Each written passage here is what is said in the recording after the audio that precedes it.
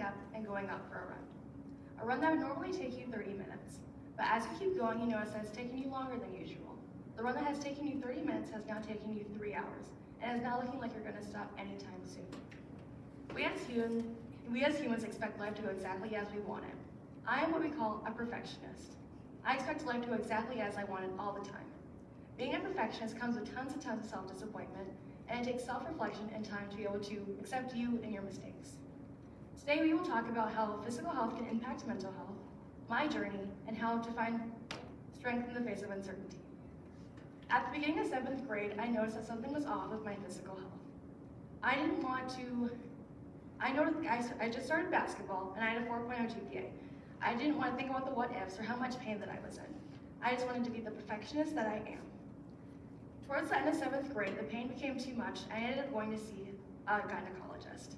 He told me that I had something that might not be able to be cured. The condition is called endometriosis.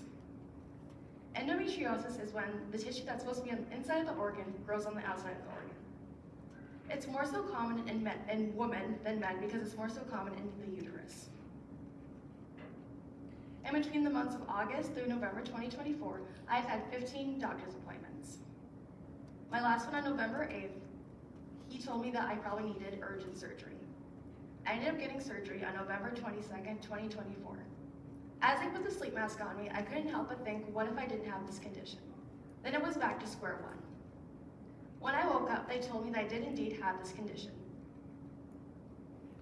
I had much endometriosis all over my bladder and in the cul-de-sac.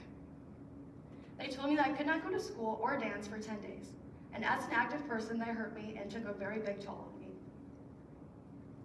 I am no stranger when it comes to dealing with mental health issues.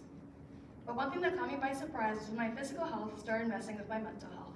Let's take a look into that. Growing up, I am what you call a Disney Channel character. I thought the world was cookies and rainbows. I interviewed my old daycare provider, and she told me that they would all laugh and say that I was going to be a Disney Channel character when I grew up. I still don't know if that's a good thing or a bad thing. The amount of ER trips and hospital trips that I have endured the past 5 years are actually insane. One doctor told me that I was being dramatic, and he actually sent me home. Being called dramatic and being called a hypocrite or hypochondriac can really take a toll on you. According to Yale Medicine, it can take up to 7 to 10 years to be diagnosed, and a lot of people are either misdiagnosed or just not treated at all. Physical conditions can lead to depression, anxiety, and more. Continuously sitting around in pain is mentally draining, and often I would just wallow in self-pity. The perfectionist in me was slowly dying, and there was nothing that I could do about it. My mental health would be doing great, but then the pain would start, and it would just be back to square one. In an interview with a local resident at the Cheyenne Care Center, who also has endometriosis, stated that it would often feel like she had barbed wire stuck in her stomach that she could not get out. Now that you've had some insight on my journey with this condition, let's talk about how we can keep our mental health in check when we hit rock bottom. It took me years to realize this, but it is okay not to be okay. I know it sounds cliche, but it is the honest truth. We are humans, and we have humans' emotions no matter how much we don't like it. As we get closer to graduation, we have found what makes us happy. And if you haven't, that is perfectly fine. We have our whole lives ahead of us to find what makes us happy. I have noticed that books, dance, writing, and reading make me very happy. Sometimes we just need to take a step back and figure out what makes us happy and content. Having a hard time does not make us weak. It actually makes us stronger because we are able to identify our problems.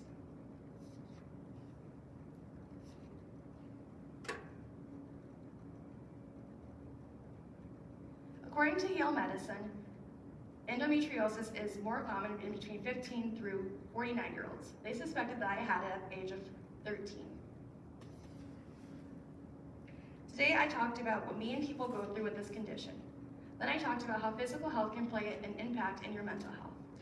And finally, I gave insight on how to find strength in the face of uncertainty. If you remember anything from this speech, I want it to be that it's okay not to be okay. And it's okay to find strength when you feel at your lowest. Let's find strength in the face of uncertainty.